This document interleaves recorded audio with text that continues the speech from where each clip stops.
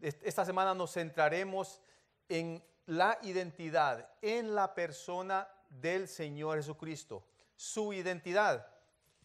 La identidad de cada persona se refleja en qué. Si usted dice, bueno, se refleja en nuestras acciones. Si usted, por ejemplo, es un padre o una madre, su identidad va a ser reflejada en sus acciones como madre. Usted va a actuar como madre. Si es padre, como padre. Si usted es un estudiante, va a actuar como un estudiante. Si es alguien que es dueño de negocio, va a actuar como alguien que es un propietario de negocio. Quienes somos en realidad determina lo que nosotros hacemos. Y eso también se aplica a la persona del Señor Jesús. Sus acciones vienen directamente de quién es Él. Así es que si usted y yo queremos conocer quién realmente es Jesús, debemos ver detenidamente lo que Él hace, porque eso es lo que nos va a dar a conocer la identidad de Él. Si alguna vez usted ha leído el libro del Evangelio de Marcos, usted va a encontrar ese propósito de Marcos en este Evangelio, porque él da a conocer la identidad del Hijo del Hombre de una forma innegable y definida. Pero también para que nosotros podamos conocer la identidad del Señor, necesitamos detenidamente ver el pasaje, ciertos pasajes, para ver quién es el Señor Jesús y qué hacía Él. Especialmente, si queremos conocerlo de una forma más profunda, vamos a comenzar entonces a verlo, qué hacía Él en sus tiempos libres. Y tal vez usted está pensando, bueno, ¿el Señor Jesucristo tenía tiempo libre? Bueno, vamos a ver. Si alguna vez se ha preguntado cómo eran los fines de semana en la vida del Señor Jesús. Y puede ser que usted esté pensando, bueno, un sábado, pues si lo podemos o lo relacionamos como son nuestros fines de semana aquí en el sur de California, pues va a ser un poco diferente. Porque si usted es de las personas que trabajan de lunes a viernes y tiene disponible el sábado y tiene disponible el domingo, el sábado va a ser vamos a decirlo que todo el quehacer que hay valga la redundancia, hacer en nuestro hogar. Puede ser que el Señor Jesucristo se vaya a tomar el fin de semana con calma y hacer cosas, hacer pues todas las necesidades, la limpieza en la casa, ayudarle a su mamá María, a sus hermanos y a sus hermanas a hacer el quehacer en la casa. Puede ser. Tal vez se dedicaba a su madre y hermanos. Usted puede pensar eso, pero no es exactamente como él pasaba los fines de semana. Especialmente cuando usted se da cuenta que en ese tiempo solo había un día de descanso y ese era el sábado. La mayoría de nuestros versos hoy tienen lugar en lo que es un fin de semana. Un fin de semana, pero para los de ahora, sábado y domingo. Y no estoy seguro si esto es lo que realmente sucedía en la vida del Señor Jesús cada fin de semana. Pero una cosa segura, hoy usted se va a dar cuenta qué tipo de persona es el Señor Jesús con respecto a su tiempo libre. Y vamos a comenzar leyendo la palabra del Señor para ver en realidad cómo Él pasaba estos fines de semana. Y lo encontramos en el Evangelio de Marcos capítulo 1, versículos del 21 al 28. Y esto es lo que dice la palabra del Señor. Y entraron en Capernaum y los días de reposo, entrando en la sinagoga, enseñaba. Y se admiraban de su doctrina, porque les enseñaba como quien tiene autoridad y no como los escribas. Pero había en la sinagoga de ellos un hombre con espíritu inmundo que dio voces, diciendo: «Ah, ¿qué tienes con nosotros, Jesús Nazareno? ¿Has venido para destruirnos? Sé quién eres, el Santo de Dios». Pero Jesús le reprendió diciendo: «Cállate y sal de él». Y el espíritu inmundo, sacudiéndole con violencia y clamando a gran voz, salió de él. Y todos se asombraron de tal manera que discutían entre sí, diciendo: «¿Qué es esto? ¿Qué nueva doctrina es esta, que con autoridad manda aún a los espíritus inmundos y le obedecen?» Y muy pronto se difundió su fama por toda la provincia alrededor de Galilea. Ya para este momento el Señor Jesús tiene 4 discípulos. Muchos pensarán, bueno, ya para este momento el Señor tenía sus 12, los escogió a todos de una sola vez, pero no fue así. En este momento el Señor solo tenía 4 discípulos con él y juntos entraron en Capernaum, que es una de las ciudades que rodean el mar de Galilea. Tengo aquí un mapa donde enseña dónde exactamente está la ciudad de Capernaum en lo que es alrededor del mar de Galilea. Y ahí donde él se centra, comienza a hacer su ministerio del Señor. Si ustedes se fijan en él, es donde el Señor comienza. Es esta ciudad donde viven Simón, Andrés, Jacobo y Juan. Y esto era el lugar donde ellos vivían y eran pescadores. Pero ahí bueno, no sé si sale el mapa ahí, pero en esa ciudad de Capernaum, alrededor del mar de Galilea, es donde ellos vivían. Y Marcos nos cuenta en su evangelio que fue en un día de reposo, un sábado, un día de adoración, cuando entraron a la sinagoga y Jesús comenzó a enseñar. Y para su conocimiento, las sinagogas es algo relativo así como lo que es una iglesia hoy. Ese era el lugar donde los judíos se centraban a leer y a estudiar la palabra del Señor. Así que Jesús entra y comienza a enseñar, para lo cual pide la oportunidad de leer una porción de la Escritura. Esa era la forma en que ellos llevaban la liturgia en estas sinagogas. Se presentaban, había alguien que podía tener la oportunidad, el privilegio de leer una porción de la Escritura y después se dedicaban a estudiarla a través de lo que es el Talmud, o sea, todas las disertaciones, todas las explicaciones que hacían los rabinos de la Escritura. Ellos no utilizaban, no entraban directamente. La persona que leía el pasaje no sentía la autoridad o el valor de poder interpretar lo que es el estudio de esa palabra. No lo hacían. Por eso es que vemos en el pasaje de que ellos se asombraban. Las personas que estaban en la sinagoga se asombraban al ver que el Señor enseñaba con autoridad. Porque sí lo hacía autoridad, con la diferencia de los escribas que se limitaban a leer, a discernir en base a las interpretaciones que los rabinos hacían en el Talmud.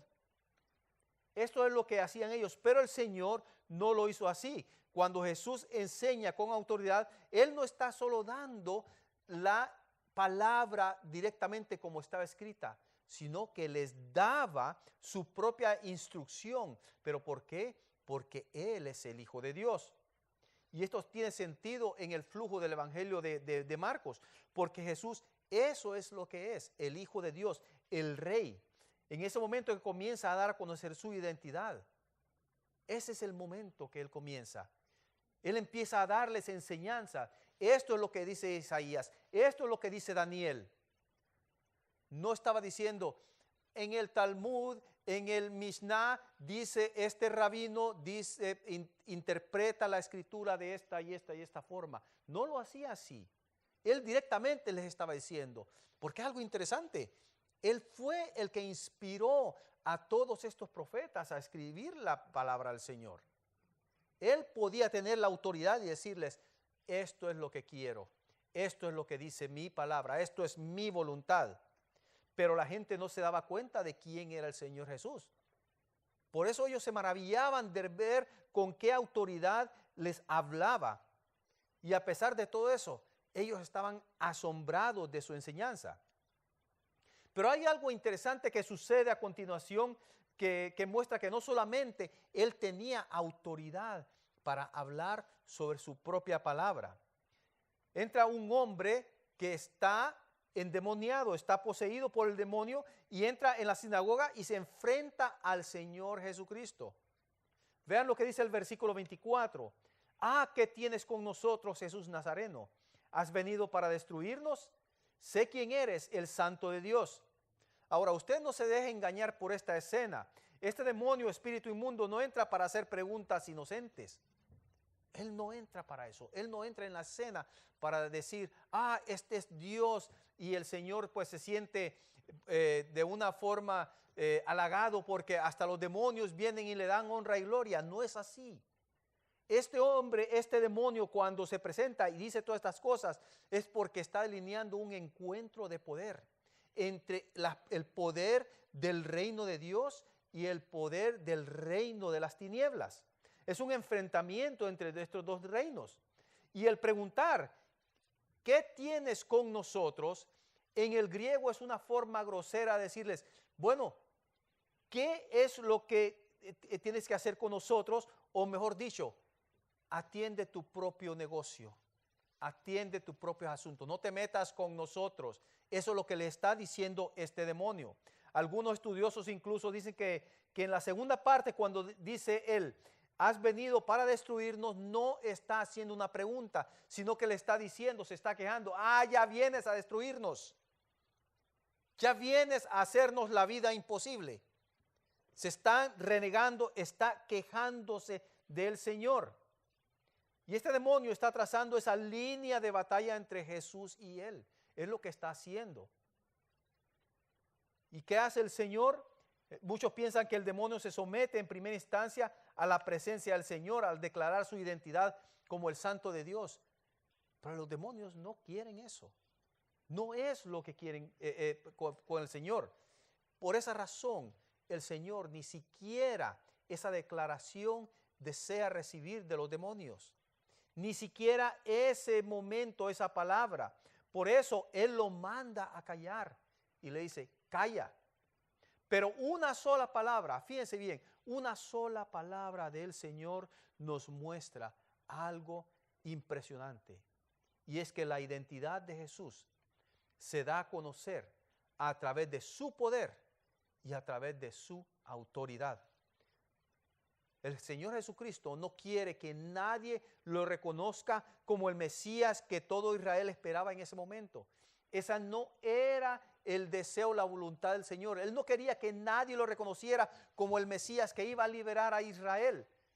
Eso no lo quería Él. Lo que Él quería que cada uno de aquellas personas reconociera que Él tiene poder y autoridad como el Hijo del Hombre para no solo sanar el cuerpo, sino que sanar todos nuestros corazones, el corazón del ser humano.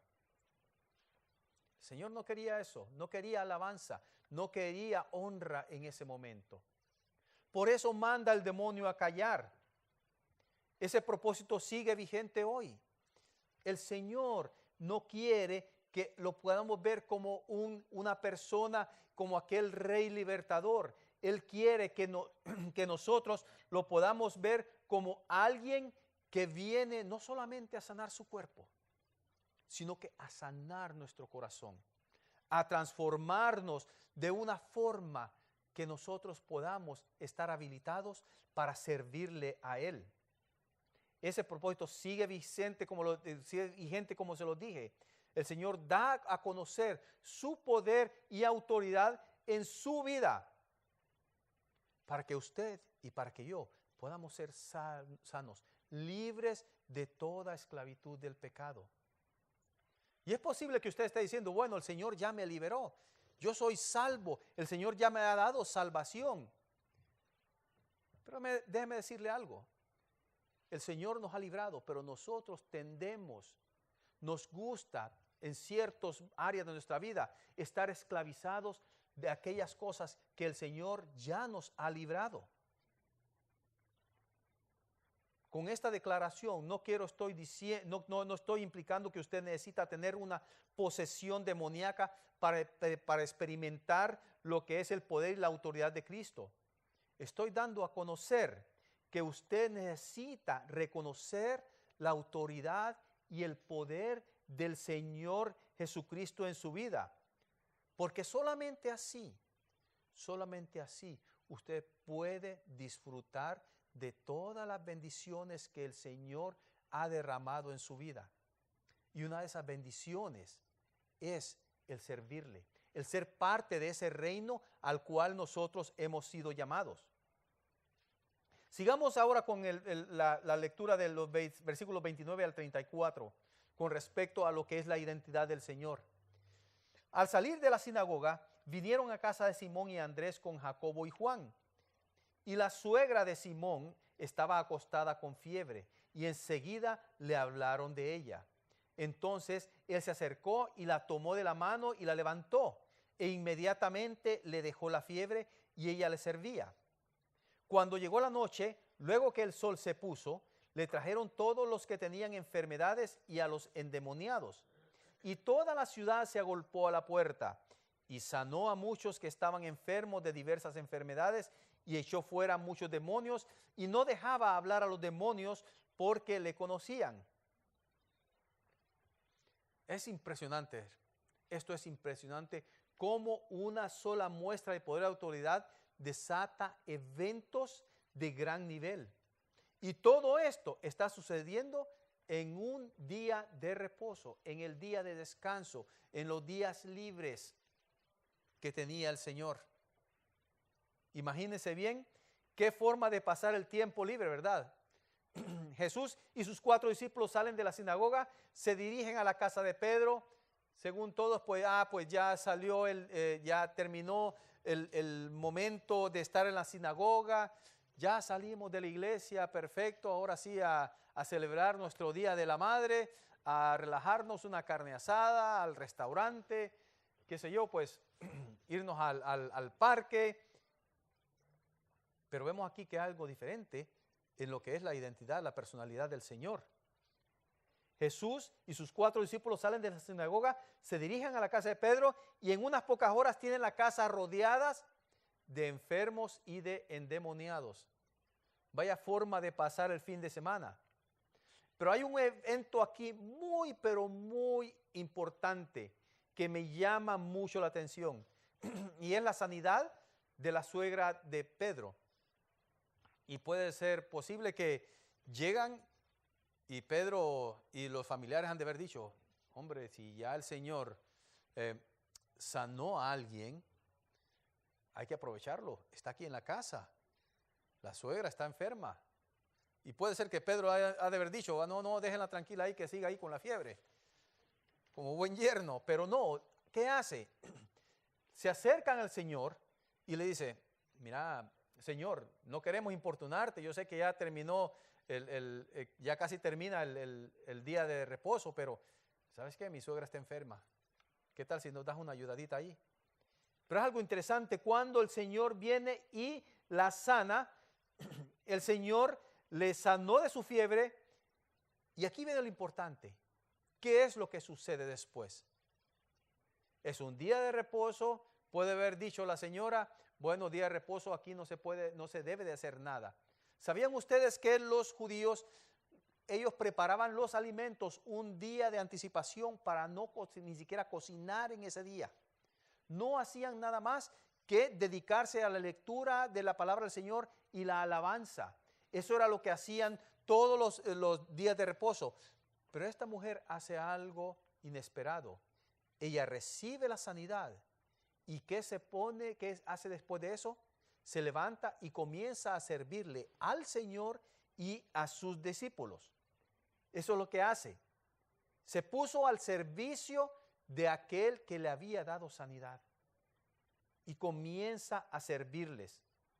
Y esa es la actitud correcta de todo aquel que recibe beneficios del Señor. Muy a lo contrario de todas las personas que se agolpaban alrededor de la casa de Pedro, buscaban sanidad y sí la encontraron, porque el Señor no solamente les sanaba sus enfermedades, sino que sacaban demonios. Pero muy a diferencia de todas estas personas que solo buscaban ese beneficio del Señor y después seguir con sus vidas normales, esta mujer hace lo contrario. Ella se queda a servirle al Señor. Siente aquella gratitud, siente aquel deseo de devolver, de retribuirle al Señor en esta forma todo lo que Él ha hecho por ella. Esa es la actitud correcta de todo aquel que recibe beneficios del Señor. Si el Señor a usted le ha sanado, si el Señor le ha dado salvación, ¿cuál debe de ser su actitud con respecto al Señor? ¿Qué debe de hacer usted? Ahora en estos días se presenta una forma diferente de contestar o de reaccionar a lo que el Señor hace por nuestras vidas. Ahora les pueden enseñar de que el Señor está a su servicio, de que el Señor está para darle libertad, sanidad, darle abundancia en todos los aspectos de su vida. Y que usted ha sido formado para que el Señor le dé bendiciones. Pero el Señor nos muestra, esta mujer nos da un ejemplo de lo contrario, de cómo debe ser la reacción de cada persona que recibe una bendición en su vida. El resto de la multitud simplemente llegaba para sacarle provecho al Señor. Y esa es la razón por la cual vemos algo muy impresionante en el siguiente pasaje, en los siguientes versículos, con respecto a qué vino el Señor y su identidad. Vea lo que dice el versículo 35 al 45. Levantándose muy de mañana, siendo aún muy oscuro, y salió y se fue a un lugar desierto y ahí oraba. Esto es el Señor Jesucristo. Y le buscó Simón y los que con él estaban. Y hallándole le dijeron, todos te buscan. ¿Cómo no lo va a andar buscando? Si él podía sanar, si él podía sacar demonios. Él les dijo, vamos a lugares vecinos para que predique también allí, porque para esto he venido. Y predicaba en las sinagogas de ellos en toda Galilea y echaba fuera a los demonios. Vino a él un leproso rogándole, e hincada la rodilla le dijo, si quieres, puedes limpiarme. Y Jesús, teniendo misericordia de él, extendió la mano y le tocó y le dijo, quiero, sé limpio. Y así que él hubo hablado, al instante la lepra se fue de aquel y quedó limpio. Entonces le encargó rigurosamente y le despidió luego. Le dijo, mira, no digas a nadie nada, sino ve, muéstrate al sacerdote y ofrece por tu purificación lo que Moisés mandó para testimonio de ellos. Pero ido él, comenzó a publicarlo mucho y a divulgar el hecho, de manera que ya Jesús no podía entrar abiertamente en la ciudad, sino que se quedaba fuera en los lugares desiertos y venían a él de todas partes. Jesús vino con un propósito. Él vino con el propósito de predicar el reino y llamar a la gente a arrepentirse y creer a la buena noticia. Y esto lo dio a conocer a través de su poder y autoridad, pero sin dejar por un lado otro aspecto de su identidad, que es su misericordia. ¿Cuál es el significado de todo esto? ¿Qué nos quiere decir Marcos a través de este relato de todas estas situaciones? Se trata del poder del Señor Jesucristo y de que demostrar quién es Él. Pero escuche bien esto, escuche bien esto. Hay algo más todavía que demuestra la identidad del Señor Jesucristo. Y es que Jesús restaura a través de su misericordia lo que el pecado ha destruido.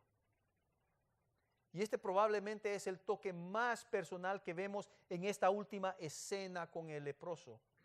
Déjeme volverle a leer estos versículos que tienen mucha, pero mucha enseñanza. Dice que vino a él un leproso rogándole e hincada la rodilla. Le dijo, si quieres, puedes limpiarme. Escuche bien, si quieres, puedes limpiarme. Y Jesús, teniendo misericordia de él, extendió la mano y le tocó. Y le dijo, quiero, sé limpio. Y así que él hubo hablado, al instante la lepra se fue de aquel y quedó limpio. La misericordia del Señor va más allá de nuestro entendimiento. ¿Por qué le digo? Porque el leproso era una persona inmunda. El leproso necesitaba estar afuera de la ciudad. el leproso no podía estar cerca de aquellas personas que estaban sanas de la lepra. Y vino este hombre y va más allá, desafía las reglas, las normas de conducta de la sociedad judía y se le presenta ante el Señor. ¿Sabía usted que un leproso no podía acercarse a más de 10 pies de distancia? Y si se acercaba, él necesitaba decir que era leproso. No podía acercarse a nadie. Sin embargo, rompe esa regla de conducta, se le acerca al Señor y se humilla ante Él. Y no solamente le dice, quiero ser limpio, sino que lo deja en las manos a merced, a misericordia al Señor. Dice, si quieres, puedes limpiarme. ¿Cuál es la postura que nosotros debemos tomar ante el Señor Jesús? ¿Cuál es su postura? ¿Sabe que hoy escucho yo? Reclama las bendiciones del Señor. Reclama, yo declaro, yo arrebato. Eso es lo que se escucha hoy. Pero vemos que aquí Marcos nos está dando un mensaje muy importante con respecto a la identidad del Señor Jesucristo y cómo nosotros debemos responder a esa identidad. ¿Cuál es la postura que debemos tomar ante Jesús? Y es que necesitamos venir a Él humildemente, de una forma humilde, con nuestras necesidades, con humildad y preguntar, Señor, ¿cuál es el plan que tenés para mi vida? Marcos dice que Jesús fue movido a misericordia.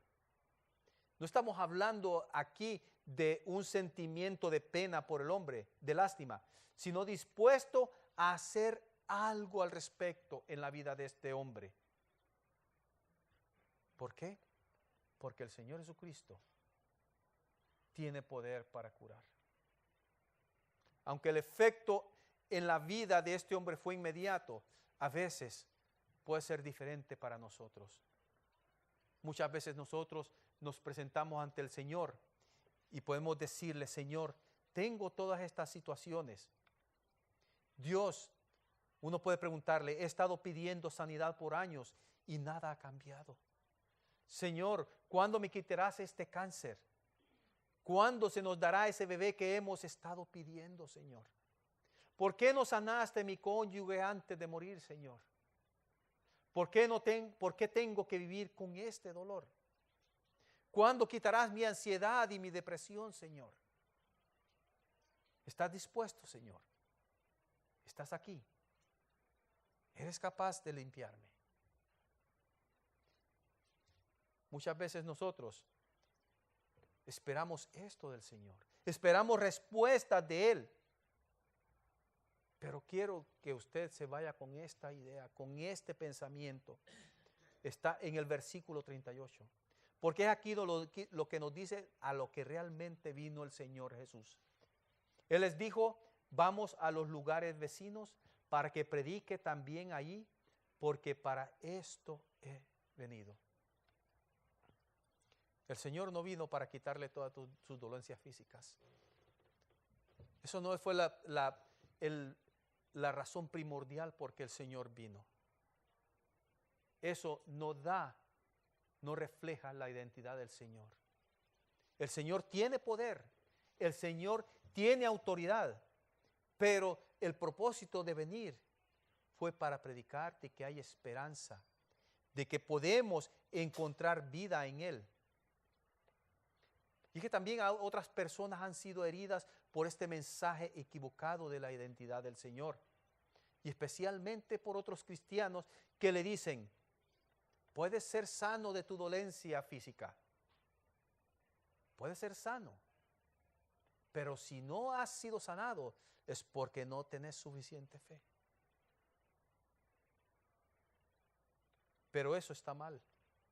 Es que nunca se trata de nuestro esfuerzo, nunca se va a tratar acerca de lo que nosotros, qué tanta fe podemos tener para ser sanados, Siempre va a ser sobre el poder de Dios a través de nuestro Señor Jesucristo. Esa es la identidad de nuestro Señor. De que Él sí tiene el poder, pero la prioridad es su corazón, es mi corazón. Y nuestra responsabilidad siempre va a ser el creer en Él, sabiendo que Él es capaz de hacer la obra en usted y la obra en mí. Esa es nuestra responsabilidad. Tenemos que saber que lo importante es creer que Él tiene el poder, la autoridad y misericordia para hacerlo, porque Él es el Hijo de Dios. Tal vez nunca sepamos por qué no lo hace, pero siempre debemos recordar que Él es poderoso, que Jesús puede restaurar todo lo que ha deshecho el pecado. Cuando ese día llegue, vamos a ver claramente, vamos a tener gozo perfecto. Nuestro enfoque con respecto a la identidad del Señor no debe ser de qué es, cómo Él nos puede sanar de una forma física, pero cómo su identidad, como su autoridad, como su poder y como su misericordia puede rehacer, puede reconstruir lo que el pecado ha deshecho en nuestras vidas. Hasta ese día que llegue, usted puede seguir creyendo de que el Señor es poderoso, tiene autoridad y es misericordioso. Si está aquí hoy y necesita ser restaurado, quiero invitarle a presentarse durante esta próxima alabanza. Yo le digo algo, el Señor vino a predicar, y esas nuevas buenas de salvación son para cada uno de aquellos que están en necesidad. Y déjeme decirle esto, todos nosotros estamos en necesidad del Señor. Puede ser que el Señor durante su vida no le sane de su dolencia. Puede ser que sí, porque Él tiene la autoridad para hacerlo, tiene el poder. Pero usted y como yo, eso no nos debe condicionar para creer en Él. Nos debe de llevar a entender su identidad que nos ha dado de su amor y que puede restaurar esa relación con Él. Él es el único que lo puede hacer. El único.